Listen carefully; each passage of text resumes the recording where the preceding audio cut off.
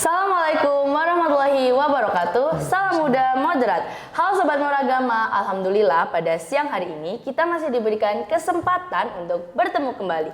Nah, kita kembali dalam segmen Ngopi Aja, ngobrol pintar apa saja. Nah, kali ini kita kedatangan narasumber yakni Ustadz Soniful Hadi. Assalamualaikum Ustadz. Waalaikumsalam warahmatullahi wabarakatuh. Bagaimana kabarnya Ustadz hari ini? Alhamdulillah luar biasa. Masya Allah. Alhamdulillah khair. Nah, teman-teman mungkin sudah agak familiar nih ya dengan beliau. Nah, ternyata beliau adalah sosok dai muda yang sangat berprestasi dengan lebih dari 70 prestasi dan pernah menjadi finalis aksi yang ditayangkan di Indosiar pada tahun 2022 kemarin. Wah, hebat dan keren sekali nih Ustadz, Masya Allah. Nah, Ustadz mungkin bisa nih diceritakan bagaimana perjalanan inspiratifnya kepada kami semua nih. Oke, baik, bismillah. Jadi alhamdulillah saya sejak kecil itu sebenarnya bukan di dunia public speaking ya. Jadi saya sejak kecil tuh dulu lebih suka ke olahraga, sepak bola tentunya. Sepak bola. Nah, jadi ketika kecil tuh saya itu ikut SSB kalau sekarang ya, sekolah sepak bola.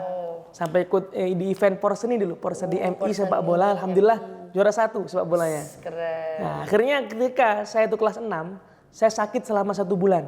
Sakit tipes kalau nggak salah waktu itu. Akhirnya berhenti latihan sepak bola dan langsung saya setelah lulus sekolah saya langsung di pesantren, langsung saya MTS dan jarang sekali untuk kita sepak bola. Akhirnya saya mulai tertarik dengan dunia silat ketika saya di pesantren, ketika saya di sekolah ya. Karena lihat penampilannya kok keren ya. Ada yang paku dimasukin apa gitu, nggak kenapa-napa. Wah, tertarik. Akhirnya mulailah saya terjun di dunia silat. Cuman 1 tahun, cuman sebentar. Karena ya fisik dan lain sebagainya kan harus sangat-sangat berat banget ya menurut saya. Akhirnya ya apalagi di pesantren sambil sekolah. Akhirnya saya pindah haluan ikut ekstrakurikuler Al-Banjari. Al-Banjari. Jadi si penerbangan ya. Oh, bagian penerbangan. Penerbangannya. Akhirnya ketika itu saya terinspirasi ikut Banjari karena dulu di pondok itu kalau yang anak Banjari sering keluar. Sering keluar undangan Banjarian, pulang-pulang bawa nasi ya. Gitu. Bawa nasi, bawa jajan ya. Akhirnya saya mulai suka terjun di Al-Banjari ketika itu. Tapi saya iri, saya itu berawal mula dari iri kepada teman-teman saya yang prestasi. Jadi kayak, wah saya pengen nih teman-teman saya juara 1 pidato bahasa Arab, juara 1 pidato bahasa Indonesia. Dan ketika mereka juara, mereka dapat penghargaan dari sekolah, disuruh ke depan di depan teman-teman, maju, dikasih trofi, difoto, masuk banner. Wah, kan keren. Jadi juga, gitu. terkenal bukan gara-gara nakalnya, bukan gara-gara bertengkar, berantem, tapi terkenal gara-gara prestasi. Akhirnya saya mulai mau di dunia public speaking di Madrasah Sanawiyah. Cuman udah telat karena saya udah kelas 9. Udah siap-siap mau fokus lulus. UNAS ya. Dulu masih ada UNAS, ujian nasional. Cuman sekarang udah nggak ada. Akhirnya apa? Saya memprogram diri saya di Madrasah Aliyah. Cuman mulai kelas 9. Jadi saya udah ada inisiatif nanti saya masuk jurusan bahasa biar mengolah public speaking saya. Harus ikut ekstrakurikuler ASC ini ikut ini biar apa? Mengasah kemampuan tadi. Keren. Nah, akhirnya berawal dari situ mulailah kami di dunia public speaking di Madrasah Aliyah. Saya mencoba ada seleksi Porseni awalnya. Di situ saya pesimis awalnya karena teman-teman saya udah profesional semua, udah pinter-pinter. Karena saya nyoba, alhamdulillah saya yang kepilih sama teman saya bahasa Arab. Jadi saya mulai mencoba bukan bahasa Indonesia malah. Langsung bahasa Arab. Bahkan bahasa Arab ya. Karena waktu itu yang ada seleksi bahasa Arab dan saya mau karena saya ikut ekstrakurikulernya, Arabic Club namanya. Nah, yang bina saya Ustadzah Nuriyah dulu. Akhirnya saya yang kepilih di Kabupaten Porseni. Itu masih ada sampai sekarang. MA juga masih ada, MAN juga masih ada kok. Nah itu akhirnya apa? Di Porseni di Kabupaten saya mewakili sekolah. Pertama kali saya lomba pidato. First time, pertama kali langsung juara 1. Keren. Jadi yang dipilih Malang Kabupaten mewakili di tingkat Jawa Timur di Madura kebetulan waktu itu. Nah, akhirnya apa? Saya merasa wah pertama kali langsung juara 1. Wah, jadi kayak pengen gitu kan. Kita kalau udah menang kan pasti pengen. Lah sekolah juga kayak udah dukung banget gitu. Ini kalau udah menang berarti kan bisa itu. Bisa terus. Jadi setelah itu disupport. Jadi awalnya kurang mensupport karena saya menang, ya, jadi sering disupport. Totalitas supportnya. Nah, totalitas. Akhirnya di Madura alhamdulillah juga juara juga di Madura. Sebelum ke Madura saya dicoba di nasional, di UMM waktu itu.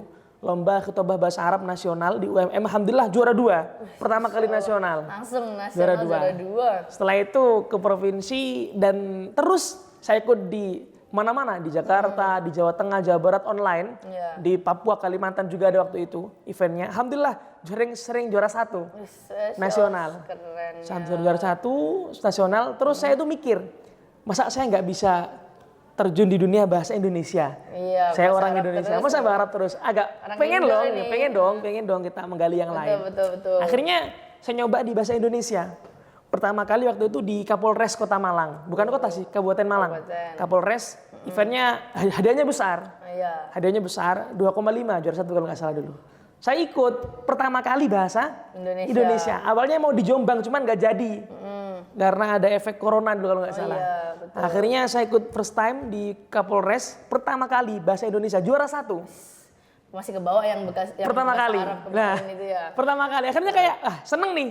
Saya mencoba di nasional, di UM, Pildaraja, juara 1 lagi. Coba bahasa kita, Indonesia yang ini. iya ke Madura, kita ke Madura, ke Ponorogo, juara 1 lagi. Akhirnya nasional sering juara 1. Saya tuh orang yang kayak pengen nyoba ini itu gitu loh. Akhirnya saya nyoba, pengen nyoba. Masa saya sendiri terus sih lombanya? Pengen yang bertim dong. Gitu. Akhirnya ikut namanya Musabaqah Syarhil Quran, MSQ. Apa yang MSQ itu sama, dakwah cuman bertiga. Bertiga. Ada yang korek, ada yang pensyarah, ada yang puisi. Nah, saya jadi pensyarahnya. Kita lomba pertama kali saya di Jawa Barat. Itu event sama tim saya Aldi sama Torik gitu. Pertama kali Syarhil juara 2 nasional. Masya Allah. Akhirnya kita ikut lagi Syarhil sering juara 1, sudah sering juara 1. Akhirnya saya nyoba lagi. Coba dong puisi.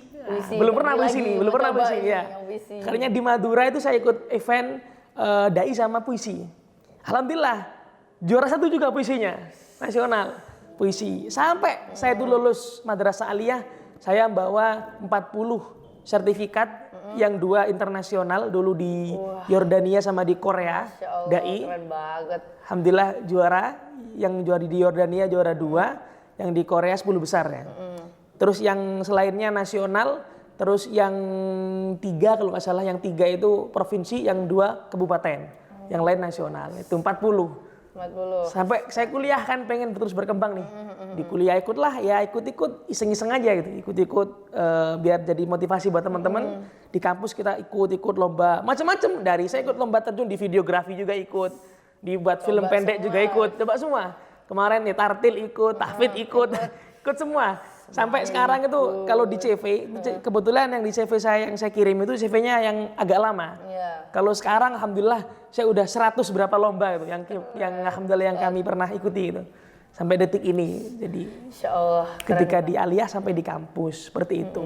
Betul. Ya, semoga bisa memotivasi teman-teman semuanya seperti itu. Insya Allah benar-benar menginspirasi dan sangat luar biasa banget nih. Benar-benar keren. Intinya itu sih kalau menurut saya karena pengen mencoba terus mencoba dan nggak takut gagal. Kalau saya ikut lomba sekitar 150-an saya ikuti. Cuman kan nggak semuanya menang, ya ada juga yang kalah gitu. Kita kan harus terus mencoba untuk urusan gagal nggak masalah. Yang penting juga prosesnya. Pernah juga kalah, cuman dari kekalahan kan kita bisa mikir, bisa berbenah diri seperti itu. Yang penting adalah prosesnya, dimana kita bisa terus mengembangkan diri. Nah, gitu, benar Ustadz, sekali. Ya. Nah, ini terkait nih dengan moderasi beragama ini Ustadz. Kalau di kami ini ada namanya energi prima nih Ustadz, yang ada di poster ini. Oke, jadi prima. energi prima ini, prima itu adalah singkatan dari peduli, rukun, inovatif, sama amanah Ustadz di energi prima ini. Jadi ini sebagai bentuk langkah nyata dalam mengamalkan moderasi beragama. Kalau dari Ustadz sendiri nih, biasanya nih langkah apa nih yang diselipkan dalam tausiah atau pidato-pidatonya nih dalam memberikan edukasi kalau terkait dengan moderasi beragama sama masyarakat? Oke, jadi kalau saya, karena saya terjunnya di masyarakat ya, betul. karena kan masyarakat itu terkadang cuman beda coblosan jadi nggak sapa-sapaan.